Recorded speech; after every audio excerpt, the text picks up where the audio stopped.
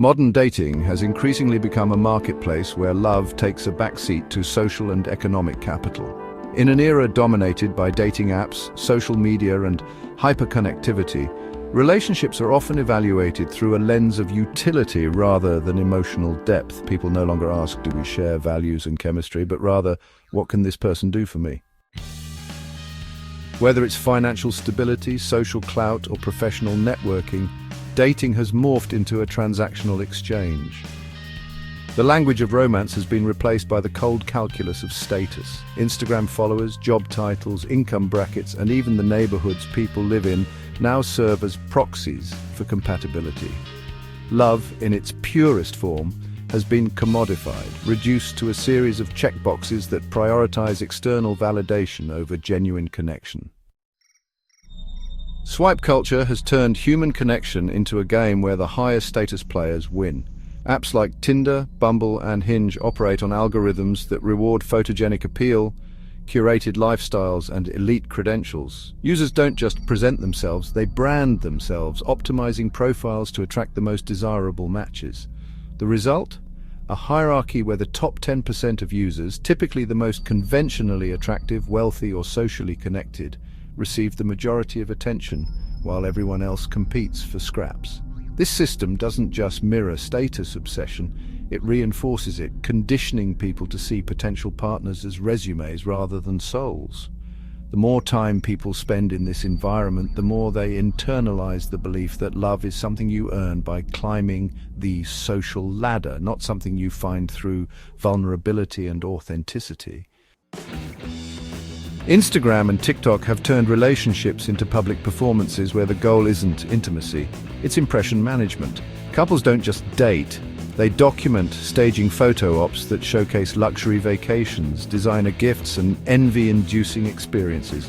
The pressure to maintain this facade often outweighs the actual emotional health of the relationship. Many couples stay together not because they're happy, but because breaking up would mean losing the aesthetic cohesion of their shared brand.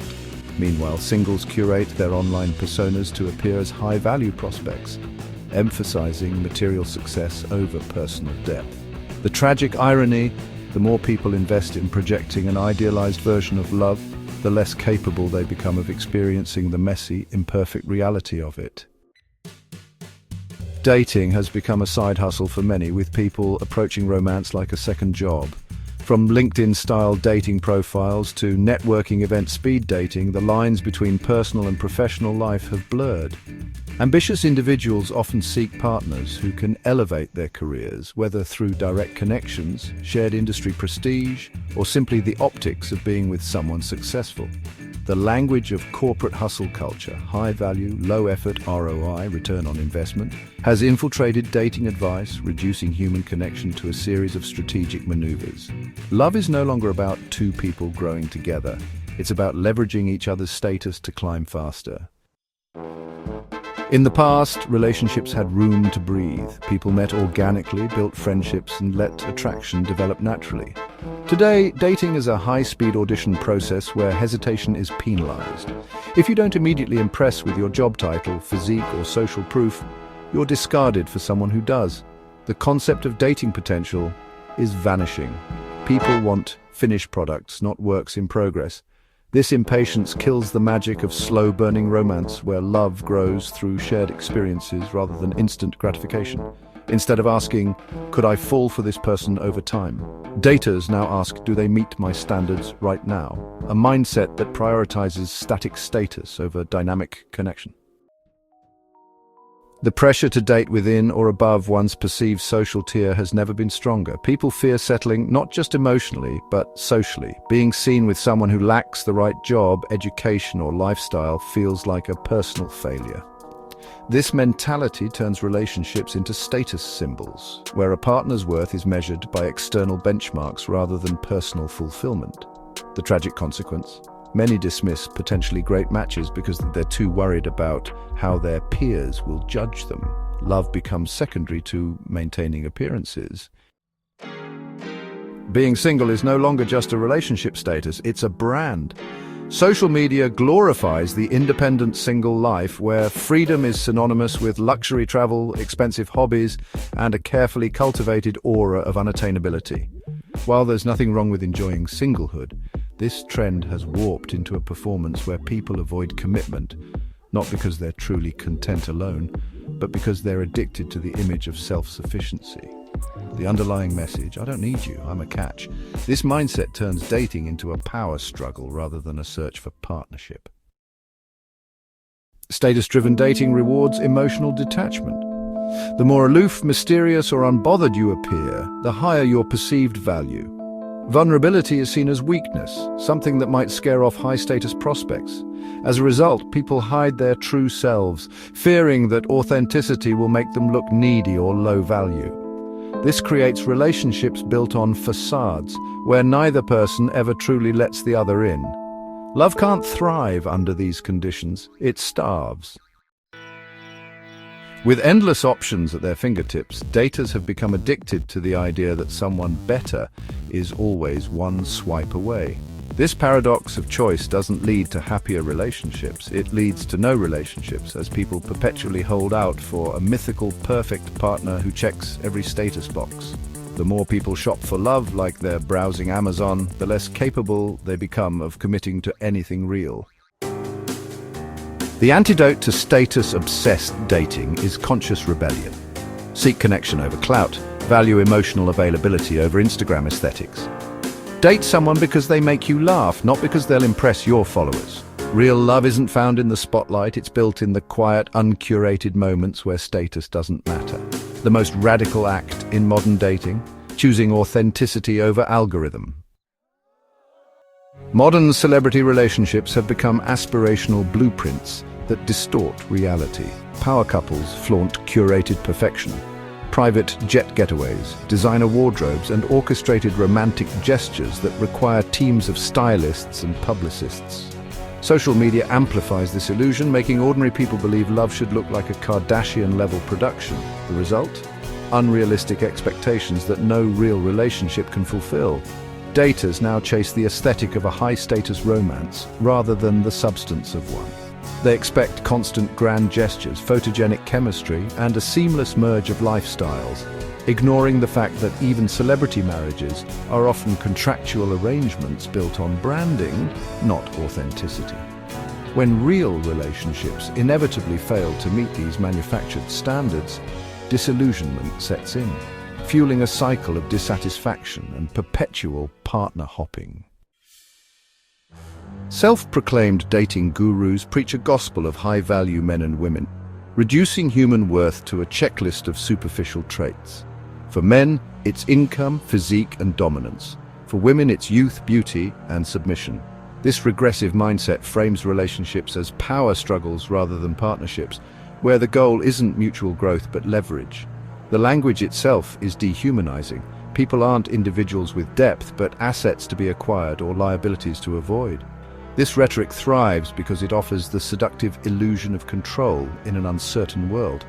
But in reality, it creates transactional dynamics where both parties are too busy calculating their own status to ever truly connect. Love becomes a cold war of strategies, with both sides guarding their vulnerabilities in case they need to trade up. The relentless pursuit of status in dating leaves people emotionally hollow. They collect validation from expensive dates and Instagram likes, but wake up next to partners they don't truly know, or worse, don't even like. The facade crumbles in private moments. The sinking realization that their perfect partner never asks how their day was, or that their friends' envy doesn't fill the loneliness. Status can't laugh with you at 2 a.m., hold you during grief, or grow old with you. Yet by the time many realize this, they're trapped in golden cages, relationships that look impeccable on paper, but starve the soul. The cruelest irony. Status-obsessed daters reveal themselves through subtle cues. They drop unsubtle hints about their salary, name-drop connections, or steer conversations toward material wins. Their social media is a highlight reel of luxury badges, steakhouse dinners, VIP events, designer tags left conspicuously visible. They evaluate others through a lens of utility. What can this person do for me? More damningly, they react with disinterest when you discuss non-status topics like childhood memories, fears, or passions that don't elevate their image. The antidote? Seek those who light up talking about ideas rather than accolades, who remember small details about you and whose eyes don't glaze over when you're not useful to their personal brand. High achievers often struggle with a paralyzing fear. Do they want me or my resume? This paranoia breeds emotional guardedness, making genuine connection impossible. Some respond by only dating equally successful partners, turning relationships into mergers. Others date down intentionally but end up resentful, feeling like they've settled. The tragedy is that in trying to outsmart status hunters, they become just as transactional, filtering people through a lens of suspicion rather than openness. The solution isn't to ignore red flags, but to redefine worth beyond titles and tax brackets. Ask, do they lean in when I talk about my failures? Do they celebrate my quirks, not just my trophies? Resisting status-driven dating, well, it requires a conscious effort. You might want to start by deleting those apps that reduce people to mere profiles. Consider hosting dinner parties where phones are absolutely banned and real conversation can truly thrive. Date in low-key settings like parks, diners, or even living room dance parties where performance takes a back seat to genuine presence. Most importantly, practice active disinterest in status markers. When someone mentions their job, try pivoting to ask what they love about it, not just what they do. Compliment their kindness before you mention their outfit. Small acts like these, they rewire the brain to seek substance over shine. You know, the most radical love stories today aren't fairy tales, they're the ones that reject spectacle entirely. Take, for instance, the couple who moved to a small town to start a bookstore instead of chasing corporate prestige, or the pair who proudly share a studio apartment because it lets them travel more. These relationships thrive because they're built on shared values, not shared vanity. Their status comes from an unshakable certainty that they've found something real in a world of facades. That kind of love, well, it doesn't trend on social media, but it lasts. Status is fickle, layoffs happen, beauty fades, trends change. But love that's rooted in mutual respect, shared humor, and emotional safety outlasts every recession. The couples who survive life's storms aren't the ones with the most impressive combined LinkedIn profiles. They're the ones who can sit in comfortable silence, who fight fair, and who prioritize we over me. Decades from now, no one will remember your job title at 30, but they'll remember whether you were loved deeply and whether you loved deeply in return. Ban prestige talk for the first 3 dates. No discussing jobs, salaries, or social circles. Create a connection checklist with questions like, do I feel at ease with them, rather than, will my friends be impressed? Try the mundanity test. Do you enjoy grocery shopping together? Real life isn't yacht parties. Practice vulnerability early. Share an embarrassing childhood story. It filters out status seekers. Let's reclaim the term. A real power couple isn't 2 CEOs with perfect teeth. It's 2 people who make each other better humans, not just better connected. Celebrate private joys over public displays. We would still choose each other if they lost everything. That's the kind of status that matters. The greatest lie modern dating tells us is that love is something to be earned through achievement. But love at its core is an act of surrender, to vulnerability, to imperfection, to the terrifying beauty of being known. The relationships that endure won't be the ones that looked best on paper. They'll be the ones that dared to be real in a world obsessed with pretending. So put down the resume, step out of the spotlight. And remember, the most radical thing you can do is love and let yourself be loved without conditions.